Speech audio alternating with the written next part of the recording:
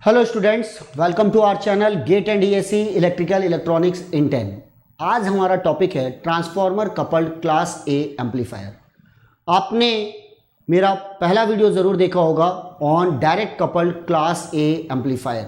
Okay, उस video में मैंने कुछ एडवांटेजेस एंड डिसएडवांटेजेस बताए थे about direct coupled amplifier, right.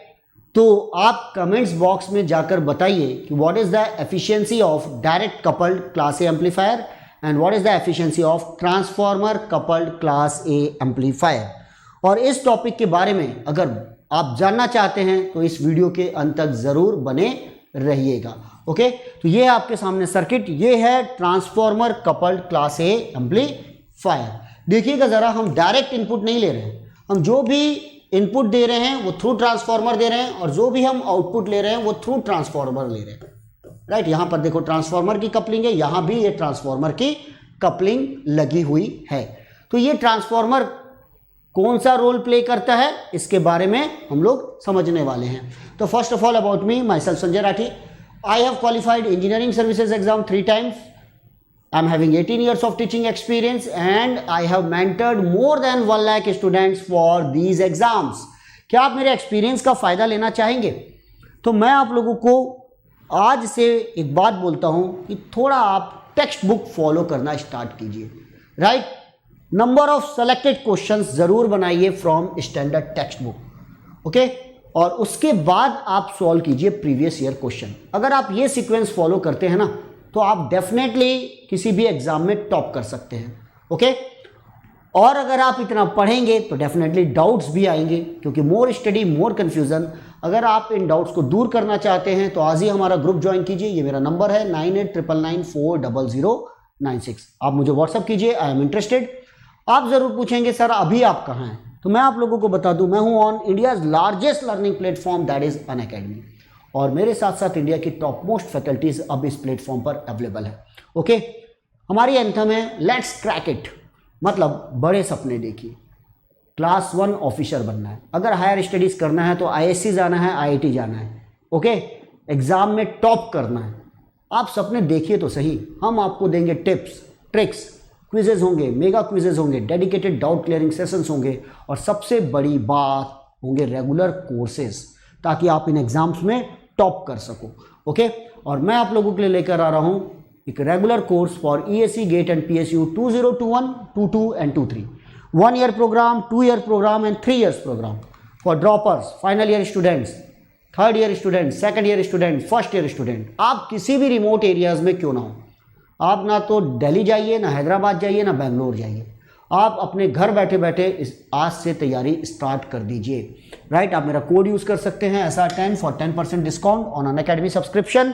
और साथ में अगर आप मेरे से फ्रीक्वेंसी मैच करना चाहते हैं तो इन सब्जेक्ट्स को ज़रूर देखिए ऑन यूट्यूब, ये सभी फ्री में अवेलेबल हैं। आज ही हमारा चैनल सब्सक्राइब कीजिए, राइट।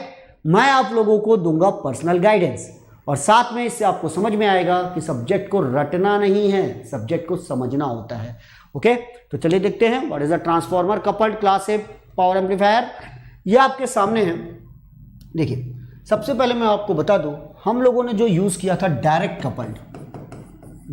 कपल्ड, इसकी जो मैक्सिमम एफिशिएंसी थी वो थी ओनली 25%। मतलब ये ओनली 25% डीसी पावर को एसी में कन्वर्ट करता था, बाकी सब कुछ ट्रांजिस्टर के अक्रॉस वेस्ट हो जाता था, ओके। तो इसकी एफिशिएंसी बहुत ही ज़्यादा कम है। दूसरा, क्लास ए ऑपरेशन का मतलब क्या होता है? क्लास ए ऑपरेशन का मतलब होता है जो आपको क्यू पॉइंट एडजस्ट करना है वो बिल्कुल मिडिल ऑफ एक्टिव रीजन में मेंटेन करना है।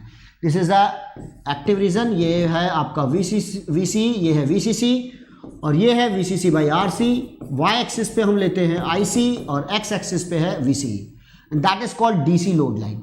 और ये रीजन आपका एक्टिव रीजन है ट्रांजिस्टर का, ओके। तो हम लोग क्यू पॉइंट को सेट करते हैं in the middle of active region for minimum distortion. तो यहां भी क्यू पॉइंट होगा in the middle of active region for minimum distortion. तो फिर ट्रांसफॉर्मर क्या रोल प्ले कर रहा है? ये एक डीसी आइसोलेशन प्रोवाइड कर रहा है। याद रखिए, ट्रांसफॉर्मर डीसी को ट्रांसफर नहीं करता, किसे ट्रांसफर करता है? एसी को, राइट। और ये जो प्राइमरी जो कॉइल होती है ना, इसका जो रजिस्टर है दैट्स वेरी वेरी स्मॉल, तो इसके अक्रॉस कोई भी डीसी पावर का लॉस नहीं होगा, और होगा भी तो बहुत ही कम होगा। यहाँ भी लॉस कम होगा और यहाँ भी बहुत लॉस कम होने वाला है, और ये बाद में डीसी को ट्रांसफ़र नहीं करेगा। तो it will provide the DC isolation, इस पॉइंट को नोट करिएगा। साथ में ये एक बहुत ही इंपॉर्टेंट रोल प्ले करता है, उसके बारे में समझ लीजिएगा। यहाँ अगर हमने ट्रांसफॉर्मर यूज़ किया, ये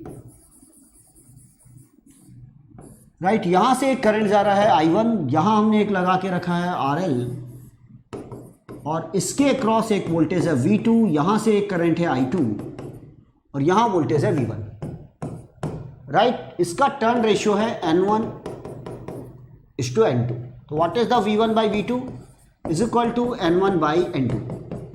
what is the I2 by I1, again it is the N1 by N2। Okay, that point is very very important. अब याद रखिएगा, यहाँ जो रजिस्टर हमें दिखाई देगा उसे बोलते हैं RL ऑप्टिमम और रिफ्लेक्टेड रेजिस्टेंस, और जो एक्चुअल रेजिस्टेंस लगा हुआ है ये RL है राइट, जो एक्चुअल रेजिस्टेंस है वो RL है। अब पॉइंट देखिए, हम RL ऑप्टिमम को लिख सकते हैं V1 by I1, और हम एक्चुअल RL को लिखेंगे V2 by what, I2। This is the V2, that is nothing but V2 by I2। अगर आप दोनों इक्वेशन को डिवाइड कर दें तो RL optimum by RL is equal to आपका हो जाएगा V1 by V2 इंटू, ध्यान दीजिएगा ये ऊपर जाएगा तो I2 by I1। और अगर आप यहां से देखते हैं तो क्या टर्न रेशियो है, अगर आप इसे रख दें तो आपको समझ में आ जाएगा कि RL optimum by RL is nothing but N1 by N2 the whole square. Okay, और RL optimum is equal to इस RL into N1 by N2 the whole square. इस पॉइंट पर काफ़ी न्यूमेरिकल्स आते हैं, तो इसे आप याद कर लीजिएगा।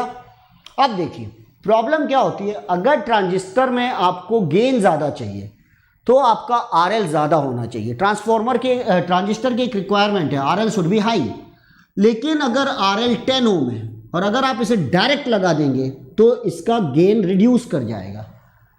तो अब RL को अगर मुझे बढ़ाना है, अगर यहाँ पे 10 ओम है और मुझे यहाँ पर इसे 10 किलो ओम दिखाना है, तो मुझे एक रिफ्लेक्टेड रेजिस्टेंस की ज़रूरत पड़ेगी, एक ऑप्टिमम रेजिस्टेंस की ज़रूरत पड़ेगी, और ये पॉसिबल है विद ट्रांसफॉर्मर। अब टर्न रेशियो ऐसा सेट कीजिए कि भले RL यहाँ 10 ओम है, लेकिन जब रिफ्लेक्ट होगा तो यहाँ पर जो ऑप्टिमम रेजिस्टेंस है वो हो जाएगा 10 किलो ओम। तो आप इस फॉर्मूले में रख दीजिए 10 किलो ओम, यहाँ रख दीजिए 10 ohm, and you will get the N1 by N2। Okay, तो ये है यूज ऑफ व्हाट, ट्रांसफॉर्मर। तो डीसी आइसोलेशन के साथ साथ ये RL की वैल्यू को ऑप्टिमम भी बना रहा है। तो इस पर डायरेक्ट क्वेश्चंस आएंगे। अब पॉइंट्स देख लेते हैं हम इसके बारे में।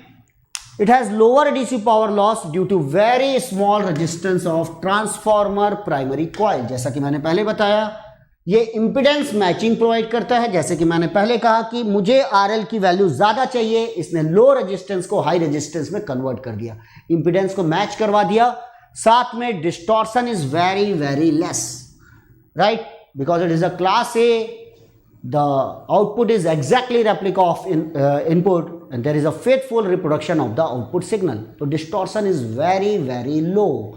okay, efficiency, इसकी efficiency जो है वो है 50% मैक्सिमम efficiency राइट। जैसा कि मैंने आपको कहा था, कमेंट्स बॉक्स में कमेंट्स कीजिए तो देखिए। और जबकि डायरेक्ट कपल्ड की जो मैक्सिमम एफिशिएंसी है ओनली 25% है, प्रैक्टिकली वो होती है 10 to 15%। इसकी प्रैक्टिकली जो एफिशिएंसी होती है 30 to 35%। ये है पावर कन्वर्जन एफिशिएंसी। तो होप सो आप लोगों को काफ़ी इंफॉर्मेशन मिली होगी अबाउट डायरेक्ट कपल्ड एम्पलीफायर। आज ही आप अनअकैडमी सब्सक्राइब कीजिए for regular courses, for detailed courses to crack GATE and EAC। तो गेट एंड EAC सब्सक्रिप्शन लीजिए, मिनिमम 1 ईयर का लीजिएगा। नेशनल लेवल के एग्जाम से आप मेरा कोड यूज़ कीजिए SR10। The fee will be only 22,500, और अगर आप कोड यूज़ करेंगे 30,000 के लिए तो फीस हो जाएगी only 27,000 for 2 year. EMI options available है all credit cards and HDFC debit card पर। तो आज ये सब्सक्राइब कीजिए, अपने सपने हमारे साथ पूरे कीजिए। Okay then, thank you for watching, good day and good luck, thank you.